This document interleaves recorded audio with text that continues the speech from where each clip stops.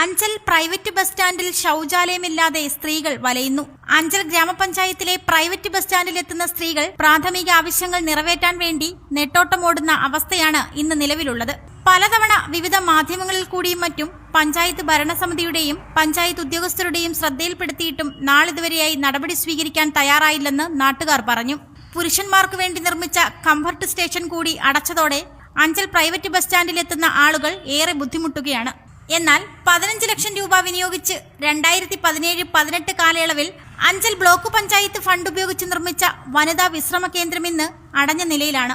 ഇതിന്റെ ഉദ്ഘാടനം മാത്രമാണ് നടത്തിയിട്ടുള്ളത്. വനിതകൾക്കും മുലയൂട്ടുന്ന അമ്മമാർക്കും വേണ്ടിയാണ് ഈ വനിതാ വിശ്രമ കേന്ദ്രം അഞ്ചൽ പ്രൈവറ്റ് ബസ് സ്റ്റാൻഡിന് സമീപത്ത് പണി കഴിപ്പിച്ചത്. എന്നാൽ കൃഷിവകുപ്പിന് ഓണത്തിന് ഓണച്ചന്ത നടത്താൻ വേണ്ടി തുറന്നു നൽകിയതല്ലാതെ വനിതാ വിശ്രമ കേന്ദ്രം ഇതുവരെ വനിതകൾക്ക് വേണ്ടി തുറന്നു നൽകിയിട്ടില്ല.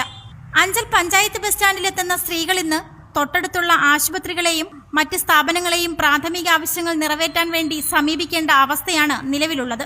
അടിയന്തരമായി ബന്ധപ്പെട്ട അധികാരികൾ ഈ വിഷയത്തിൽ ഇടപെട്ട് അഞ്ചൽ പഞ്ചായത്ത് ബസ് സ്റ്റാൻഡിൽ ശൌചാലയം നിർമ്മിക്കണമെന്നാണ് നാട്ടുകാരും വ്യാപാരികളും പറയുന്നത്. പഞ്ചായത്ത് ഭരണസമിതിയിൽ സ്ത്രീകളായിട്ടുള്ള നിരവധി ജനപ്രതിനിധികൾ ഉണ്ടെങ്കിലും ഇവരാരും തന്നെ ഈ വിഷയത്തിൽ ഇടപെട്ടിട്ടില്ല. ഭരണസമിതിയിലുള്ള BJPയുടെ 4 ജനപ്രതിനിധികളും വനിതാ മെമ്പർമാരാണ്. അതേപോലെ തന്നെ UDFിലും വനിതാ ജനപ്രതിനിധികളുണ്ട്. എന്നാൽ ഈ പ്രതിപക്ഷങ്ങളൊന്നും തന്നെ സ്ത്രീകൾക്ക് വേണ്ടുന്ന ഈ വിഷയത്തിൽ യാതൊരാവശ്യവും ഉന്നയിച്ച് പ്രതിഷേധവുമായി രംഗത്ത് എത്തിയിട്ടില്ല.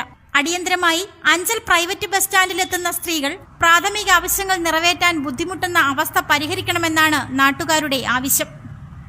റിപ്പോർട്ടർ സജി, അഞ്ചൽ.